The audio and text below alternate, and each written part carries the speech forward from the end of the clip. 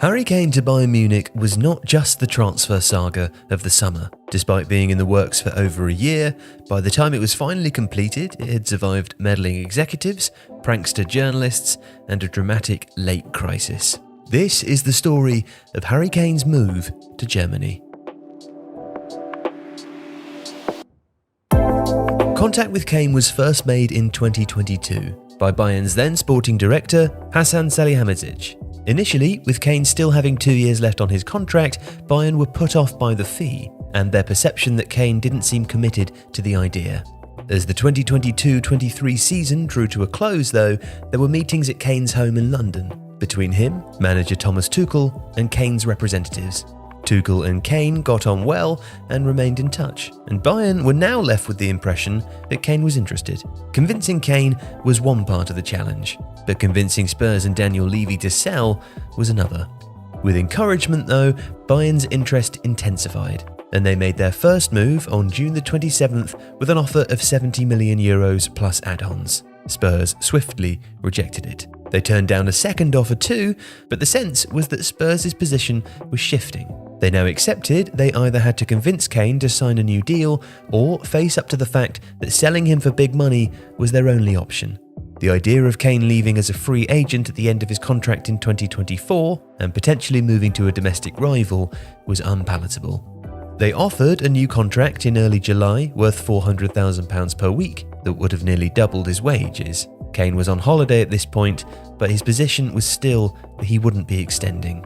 On Sunday, July the 9th, Bayern contacted Tottenham again and inquired about whether upping their original bid by €10 million to €80 million plus add-ons would shift the dial. Again, Tottenham were unmoved, but so was Kane. He returned to training a couple of days later and had a good meeting with Ange Postecoglou, the new head coach, but his position was becoming more entrenched. He would not be extending. The next day, July 13th, Levy met with Bayern CEO Jan-Christian Driessen for breakfast in a London hotel.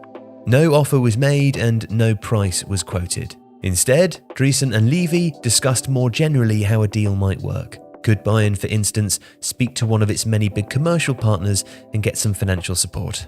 Levy was said to be extremely cordial throughout the process, though Bayern wondered whether there was going to be a late sting. And there was, but it was actually from their own side.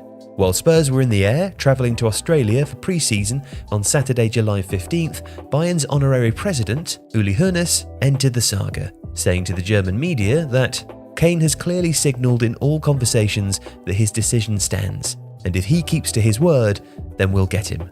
Tottenham will have to buckle, because it's not possible for such a club to do without 80-90 million.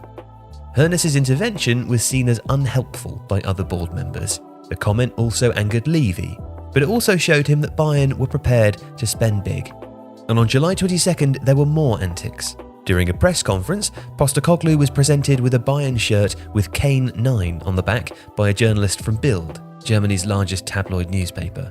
Postecoglou and Tottenham were seriously unimpressed and the journalist was banned. But it was around this time that Kane offered a firm commitment to move to Munich. His pregnant wife, Kate, also travelled to the city to look at houses and health clinics. It was in Bangkok that Kane sat down with Tottenham and made it clear that he would like to join Bayern and that he would prefer a deal to be done by the start of the season. Back in Germany, Bayern's CEO and the technical director Marco Neppi stayed behind as the club flew off to Singapore for their pre-season tour. They wanted to be in Europe for face-to-face talks. And on Monday, July the 31st, they flew to London to meet with Levy. The two clubs remained around £25 million apart during their negotiation. But after the meeting, Bayern's executives were on the phone with Levy late into the night. And then, a spanner in the works. Conscious of Kane's wish to conclude a deal before the start of the Premier League season, Bayern set a soft deadline via email of their third bid being accepted by the weekend. And that did not go down well with Levy, who thought it showed them a lack of respect. But the club were being backed into a corner. Bayern's third bid was rejected, but they were undeterred and almost immediately prepared to make a fourth on August the 10th. And finally they found the right figure. An offer worth more than €100 million was accepted, and the ball was now in Kane's court. But even after agreements in full, there were incredibly still twists. Having been given permission to fly to Munich on the 11th of August, Kane was informed at the last minute not to fly by Bayern. Instead, he was holed up in limbo at Stansted Airport on Friday afternoon, with his move very much in jeopardy. In Germany, Bayern officials were getting tetchy, feeling Tottenham were moving the goalposts. Such was the paranoia. Friday's delay had some people at Bayern wondering if it was all a ruse to stop Kane playing in the German Super Cup on Saturday night and winning the first trophy of his career 24 hours after joining. Bayern would lose that game, but at the time, it was perceived as a PR disaster that Spurs wouldn't contemplate. But the 11th hour poker was overcome. Kane was finally allowed to take his flight, and when he reached Bayern's training ground in a bright red Audi, a swarm of journalists and fans were there to meet him and give him a welcome befitting the most expensive player in Bayern Munich's history.